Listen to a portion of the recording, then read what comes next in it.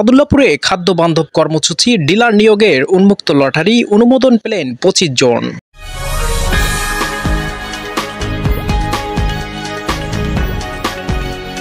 গাইবান্ধার সাদুল্লাপুর উপজেলায় খাদ্য বান্ধব কর্মসূচির আওতায় ডিলার নিয়োগের জন্য উন্মুক্ত লটারি অনুষ্ঠিত হয়েছে।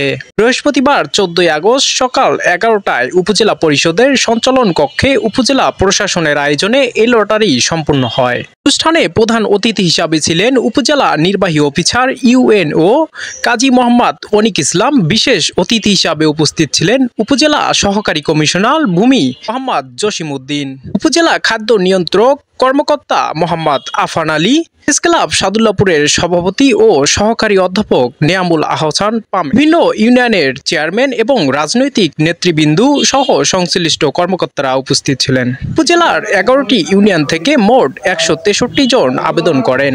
যাচাই বাছাই শেষে অনিয়ম বা সত্য পূরণ না হয় ৯৭ জনের আবেদন বাতিল করা হয়। অবশিষ্ট আবেদনকারীদের মধ্যে ২৫ জনকে উন্মুক্ত লটারির মাধ্যমে ডিলার হিসাবে অনুমোদন দেওয়া হয়। তবে ৪ নং জামালপুর ইউনিয়নের ৩টি কেন্দ্রে অনিয়মের অভিযোগ পাওয়ার নিয়োগ স্থগিত করা হয়েছে এবং রসুলপুরের একটি কেন্দ্রে শূন্য রাখা হয়েছে। উপজেলা নির্বাহী কর্মকর্তা জানান, স্থগিত কেন্দ্রগুলো পুনরায় যাচাই বাছাই শেষে পরবর্তীতে লটারির মাধ্যমে ডিলার নিয়োগ দেওয়া হবে। তবে নতুন কোনো আবেদন গ্রহণ করা হবে না এই মুহূর্তে। আলহামদুলিল্লাহ, আমরা আজকে আমাদের সাদুল্লাপুর উপজেলার ১১টি ইউনিয়নের খাদ্যবান্ধব ডিলার নিয়োগের যে লটারি ছিল সেই কার্যক্রম আমরা সম্পূর্ণ করেছি আপনাদের সকলের সহযোগিতায়।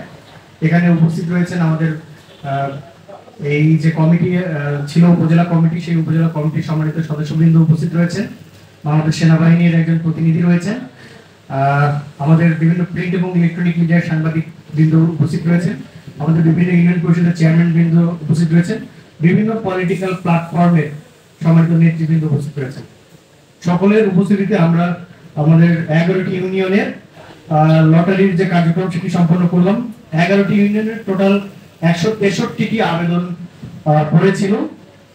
সেই ১৬৩টি আবেদন তদন্ত করার জন্য আমরা প্রাথমিকভাবে একটি তদন্ত কমিটি গঠন করে দিয়েছিলাম। প্রাথমিক তদন্তে ৯৭টি আবেদন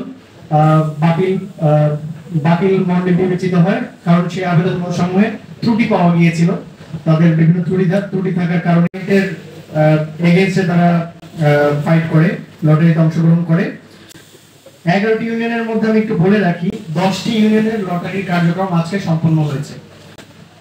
শুধুমাত্র জামালপুর ইউনিয়নে যে ১৫ জন নির্বাচিত হয়েছিলেন লটারির জন্য, তারা একযোগে আপত্তি প্রদান করায় আমরা জামালপুর ইউনিয়নের লটারি কার্যক্রম আপাতত স্থগিত করেছি। আর হচ্ছে আমাদের জামালপুর ইউনিয়নের ৩টি, নাগবাড়ি বাজার, এনায়েতপুর বাজার আর মংলা বাজার রোড, এই ৩টি কেন্দ্রে বাকি থাকবে। ধন্যবাদ। জেলা প্রশাসনের পক্ষ থেকে জানানো হয়েছে, পুরো নিয়োগ প্রক্রিয়াটি সম্পূর্ণ স্বচ্ছ ও নিরপেক্ষভাবে সম্পূর্ণ হয়েছে।